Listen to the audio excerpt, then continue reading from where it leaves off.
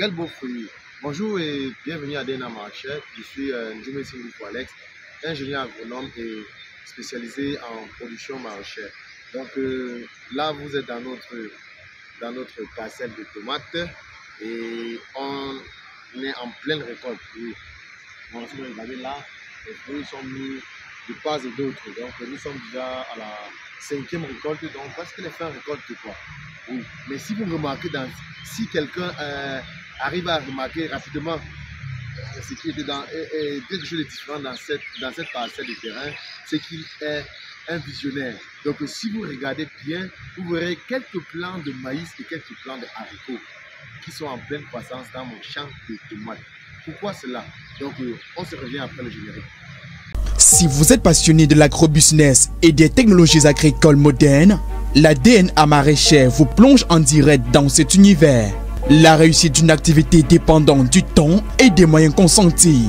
Nous sommes des professionnels du métier agricole, exerçant depuis 2013 avec pour principal objectif de réduire considérablement la pénibilité des tâches agricoles. En vous abonnant et en activant la cloche de notification de notre chaîne, vous pouvez bénéficier d'un retour de plus de 10 ans d'expérience en agriculture, notamment en production végétale en général et en particulier en production maraîchère, tomates, piments, poivrons, en production animale, lapins, poulets. En matière d'ingénierie rurale, nous avons développé le meilleur système d'irrigation automatique Made in Cameroun qui permet de réduire de plus de 80% la main-d'œuvre en contre-saison avec possibilité d'autoréparation par l'agriculteur en cas de problème. De même, nous proposons les meilleurs clapiers modernes adaptés au contexte africain.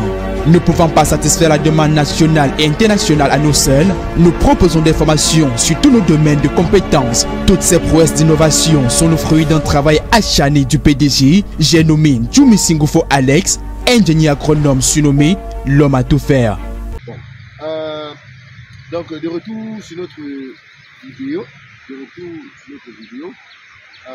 vais vous parler de la rotation des cultures, de la culture des relais.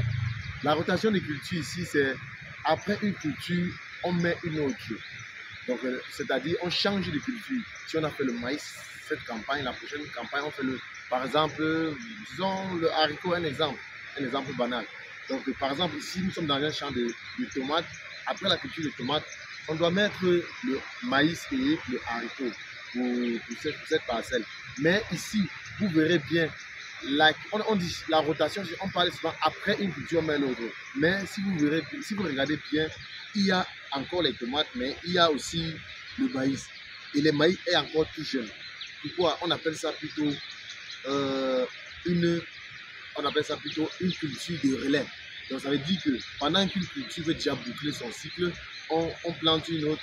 Donc comme ça fait en sorte que les premiers fertilisants qu'on a mis sur la première culture ne puissent pas être perdus, parce que le temps d'attendre que la culture finisse, il y aura les mauvaises herbes qui vont se développer et bouffer une bonne partie de cela. Donc voilà par exemple une culture, un champ de tomates en plein relais avec le maïs et haricots. Donc ici vous voyez là, nous avons les plants de haricots.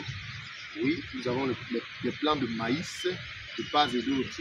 Oui, ici là, on a privilégié le haricot rampant parce qu'avec les ficelles qu'on tuteur les tomates avec, on palisse les tomates avec ces ficelles, avec les tuteurs, le haricot va s'enrouler dessus.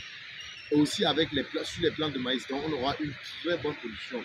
Donc, progressivement, je vous ferai voir les vidéos de l'avancement de cette petite parcelle. Vous voyez là, une très bonne production. Les fruits sont de haute qualité. Regardez par exemple, quand on prend ce plan, voici un plan. On pourra un peu essayer de comptabiliser les fruits sur ce plan. Regardez, voici le plan en question. Et voici qui monte. Oui. Parce que regardez, il arrive ici, il commence dans sa première branche, deuxième branche, et ici il multiplie les branches. Si on comptabilise ces fruits, on a combien de fruits en moyenne par bouquet? 1, 2, 3, 4, 5. 5 fruits par bouquet. Ici, 1, 2, 3, 4, 5. 1, 2, 3, 4.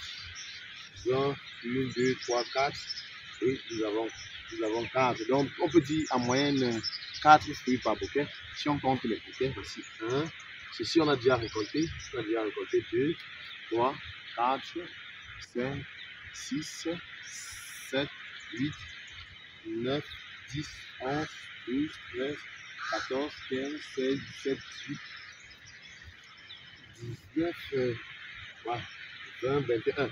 Donc 21 fruits, 21 bouquets x 4. Nous sommes dans une, donc disons, mettons même à 20 bouquets x 4. Nous sommes à 20 x 4, environ 80 fruits. Et vous voyez ce plan a facilement 80 fruits. Oui, parce qu'on a même déjà récolté. Oui, donc c'est un peu là.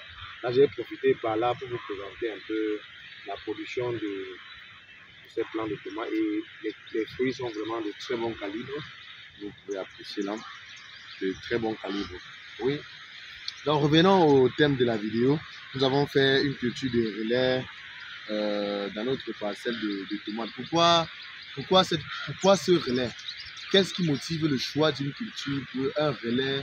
Qu'est-ce qui motive le choix d'une culture pour une rotation? Donc, dans la rotation ou dans le relais, on doit tenir compte de la famille de la plante. Donc, ça veut dire, on ne plante, ce n'est pas bon de planter successivement les plantes de la même famille. Ça veut dire, si la première campagne, on a fait de la tomate, qui est de la famille des solanacées, la seconde campagne, il faut éviter cette famille, comme par exemple le poivron, la pomme de terre, ça c'est la famille des solanacées.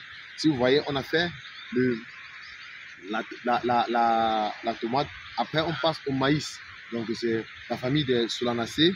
On fait la seconde famille, c'est la famille des céréales. Vous voyez un peu, c'est la famille des céréales. Et aussi, pour le cas des maraîchers, puisque étant maraîcher, je vais vous donner cette astuce. Vous savez, les céréales en général ont la capacité de détruire une maladie tellurique de la tomate. Ça détruit une maladie tellurique qui est la... Quand on parle de maladie tellurique, d'abord, attendez, c'est la maladie du sol. Là, dans les maladies comme maladie du sol, ici on parle du flétissement bactérien causé par la bactérie Rhamnosus solanaceae. C'est un peu cela.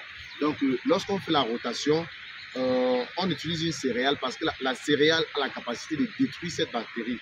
Ça veut dire que quand je fais la première campagne, la tomate, et que la seconde campagne, je mets le maïs, l'avantage que le maïs va avoir, c'est que le maïs doit détruire la bactérie qui a été développée dans le sol pour que la prochaine campagne, par exemple des maraîchers, ne soit pas affectée par cette bactérie. Le deuxième avantage, c'est que la tomate est une plante gourmande et avec un système racinaire, le système, on peut dire un faible système racinaire qui ne va pas très en profondeur. Oui, son système racinaire est plus ou moins superficiel, ce qui fait qu'une bonne partie des engrais qu'on met a tendance à se perdre. Or, le maïs qui a un très bon système racinaire qui va donc ramasser ces éléments que la tomate n'a pas pu. Et donc, on va mieux valoriser les éléments qu'on a apportés dans cette parcelle de terrain. Si vous regardez là, nous sommes en culture de relais. Donc, la tomate n'est pas encore finie, mais il y a le maïs, il y a le haricot qui est déjà en train de pousser. Donc, quand d'ici 3 semaines, la tomate doit finir, le maïs aura déjà cette taille environ. Ouais, et c'est ça qu'on appelle relais. Pour maximiser sur le temps, oui, là, ça nous permet de faire environ 3 campagnes par an. Parce que là, nous sommes déjà à la deuxième campagne. On a fait une première campagne et présentement, on a fait une deuxième tomate et la troisième maïs. Ça nous permet, cette technique nous permet de faire 3 campagnes de culture par an. Donc, les tomates sont de très bon calibre, si vous regardez. Les finitions, les fruits très en haut ont les bons calibres. Ça relève d'une fertilisation de qualité, de haute qualité, bien sûr. Donc, aujourd'hui, on doit récolter les tomates. Oui, voici dans ce bloc qui est encore un peu vert, c'est-à-dire les tomates ont encore environ 1 mois ici, 1 mois et demi. Mais le maïs toujours est déjà en pleine croissance.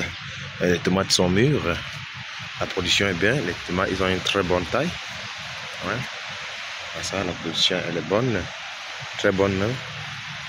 Et on essaye de maximiser sur le temps, sur l'espace qu'on a. Oui.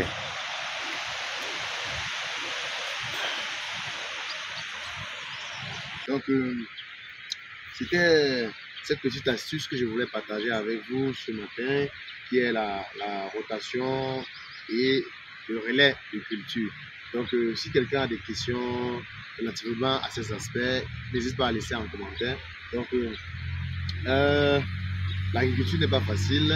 L'agriculture demande beaucoup de formation pour pouvoir éviter certaines erreurs, pour pouvoir mieux rentabiliser son activité. Donc, c'était le DNA, l'homme à tout faire. À plus pour d'autres vidéos.